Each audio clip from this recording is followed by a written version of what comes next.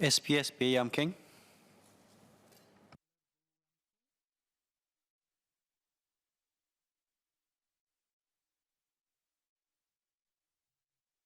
Mr. Deputy Speaker, Prime Minister of Luxembourg Xavier Bettel, Deputy Prime Minister of New Zealand Grant Murray Robertson, father of theoretical computer science and artificial intelligence Alan Turing, Apple CEO Tim Cook, Olympians swimmer Ian Thorpe, diver Tom Daley, poet and playwright Oscar Wilde, actor Sir Ian McKellen, local theatre director and actor Ivan Hing, singer-songwriters Sir Elton John, Ricky Martin, George Michael, and Freddie Mercury. These individuals are some notable men in the fields of government and politics, science and technology, business, sports, arts and entertainment who are openly gay. These examples do not mean any direct correlation between their sexual orientation and their talent or achievements. There are many people who just happened to be gay who have made contributions to the society in their own way, whether in their profession or just as individuals. These are people who walk among us every day. They are our friends, our family members, our colleagues, and our peers. They should not be treated any lesser for what they would like to do in private. We need to be inclusive of different lifestyles, just as we like to have the choice and freedom to lead our private life in peace. The repeal of Section 377A is the right thing to do if we are to ensure that Singapore is an inclusive and diverse place to live in and for everyone to be part of. I spoke in 2007 in support of a repeal. That was 23 years after the last review of the Penal Code.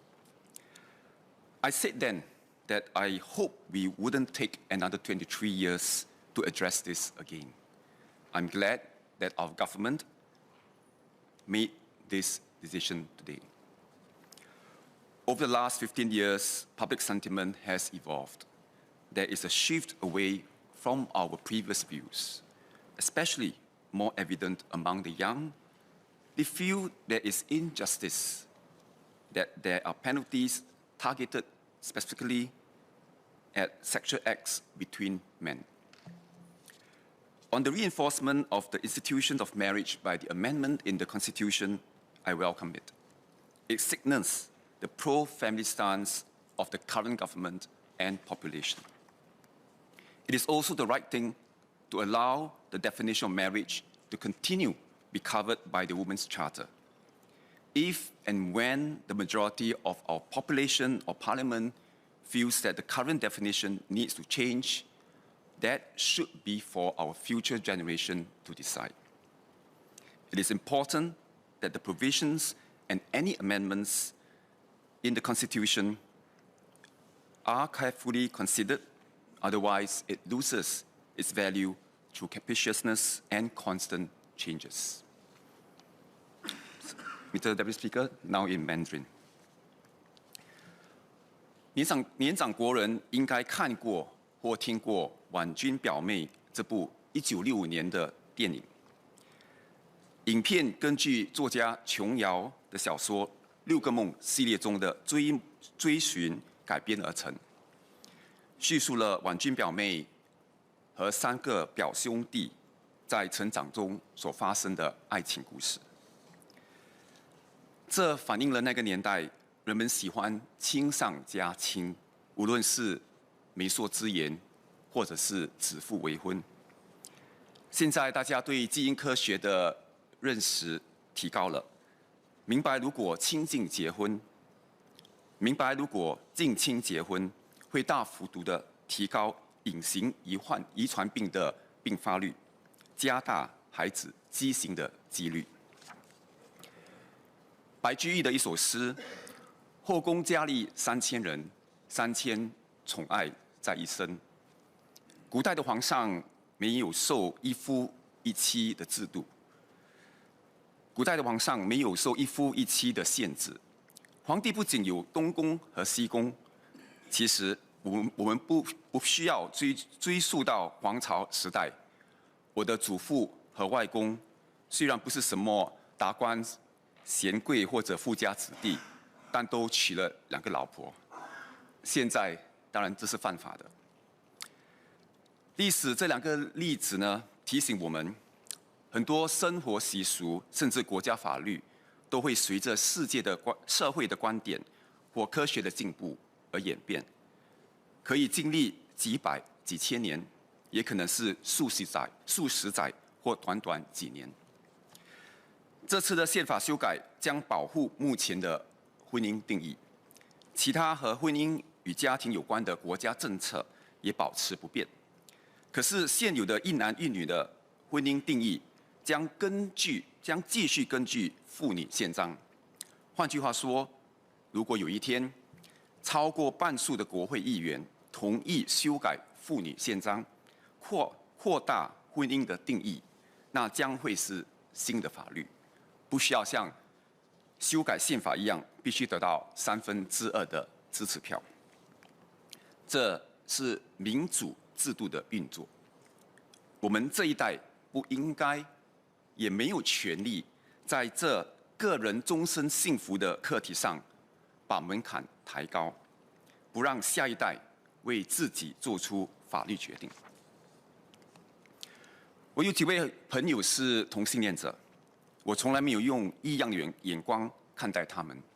他们当中有专业人士，从事各行各业，有些跟一个同性伴侣在一起几10年了，感情专一；有些热心公益，为社会、为社区做出贡献。